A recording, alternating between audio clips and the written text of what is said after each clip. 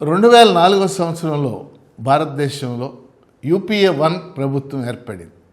Doctor Manmohan Singh ఆయన ప్రధానమంత్రి అయ్యాడు ఆ సంవత్సరం.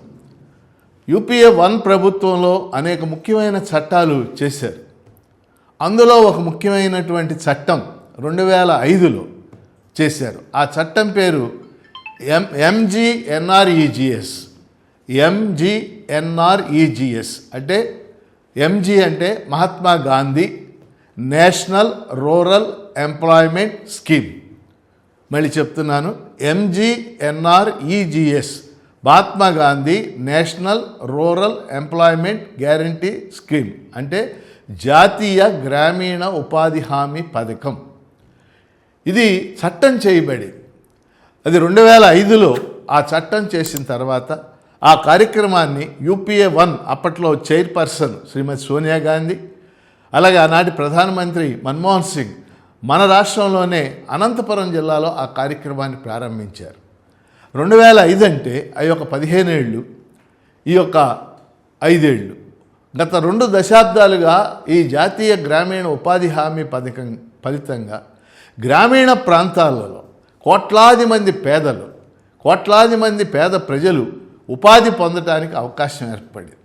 ఈ చట్టం ప్రకారం గ్రామీణ ప్రాంతాల్లో ఉన్న ప్రజలకి కనీసం 100 రోజులు పని కల్పించాల్సినటువంటి అవసరం ఉంది, కల్పించారు కూడా ఆ విధంగా.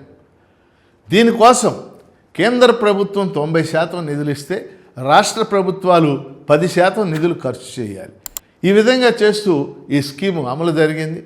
అది ఎంత గొప్ప స్కీమ్గా ఉందంటే భారతదేశంలో అనేక యూనివర్సిటీల్లో MGNREGS కార్యక్రమం మీద కనీసం వందలాది మంది PhDలు చేశారు, MPhils చేశారు.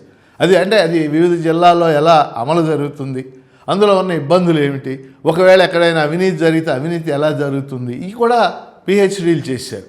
అంటే మొత్తం మీద జాతీయ గ్రామీణ ఉపాధి హామీ పథకం పేద ప్రజలకి ఒక ఉపశమనం కలిగించడానికి అది ప్రయత్నించింది.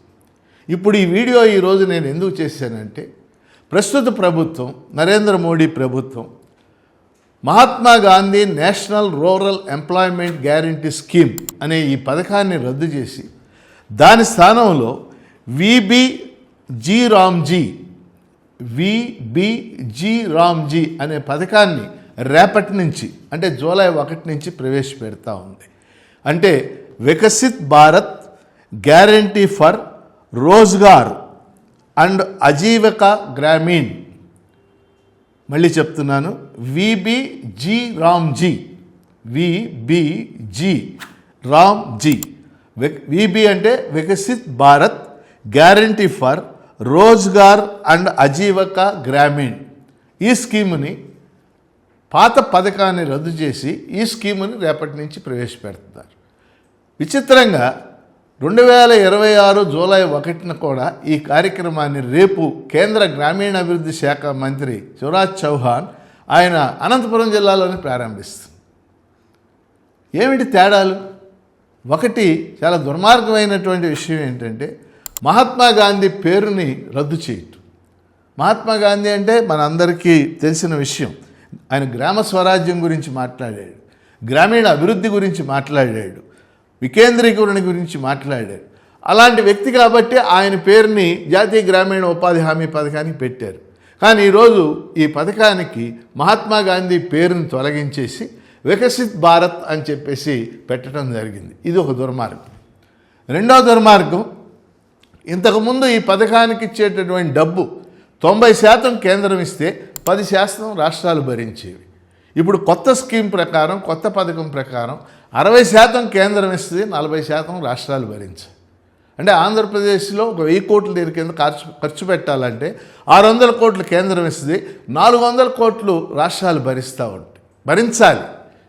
రాష్ట్రాలు ఈ ఖర్చును భరించగలవా? ఇది ఫెడరల్ స్ఫూర్తికి విరుద్ధం కదా. చిత్రం ఏంటంటే ఏ రాష్ట్ర ప్రభుత్వం దీనికి అభ్యంతరం తెలియజేయలేదు.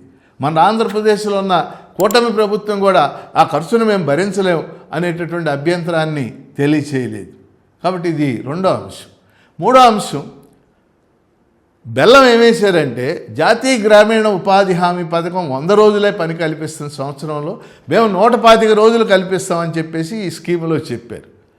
కానీ 125 రోజులు కల్పించాలి అంటే ఇప్పుడున్నటువంటి నిధులకి దాదాపు 50% పెంచాల్సి ఉంటుంది. వాస్తవంగా ఈ బడ్జెట్లో 95,000 కోట్లు మాత్రమే దీన్ని కేటాయించారు. 1,30,000 కోట్లు కేటాయిస్తేనే 125 రోజులకి పని కల్పించడానికి అవకాశం ఉంటుంది. కాబట్టి మనకి చూడటానికి 125 రోజులు ఇలా అనిపించినప్పటికీ ఆచరణలో మహాత్మా గాంధీ జాతీయ గ్రామీణ ఉపాధి హామీ పథకాన్ని నీరుగార్చడమే ప్రస్తుత కేంద్ర ప్రభుత్వ ఉద్దేశంగా కనపడుతుంది. కానీ గతంలో రాష్ట్ర ప్రభుత్వాలు ఇలా జరిగినప్పుడు అభ్యంతరాలు తెలియజేసాయి. కానీ వీళ్ళ అభ్యంతరం తెలియజేసి రాష్ట్ర ప్రభుత్వం లేకుండా పోయింది. ఏదేమైనప్పటికీ గ్రామీణ ప్రజలకి ఈ పథకం ఉపశమనం కలిగిస్తుందా అనేది వేచి చూడాల్సినటువంటి అంశం. నా వరకు నాకైతే దీనివల్ల పెద్ద ఉపయోగం ఉండదని నేను భావిస్తున్నాను.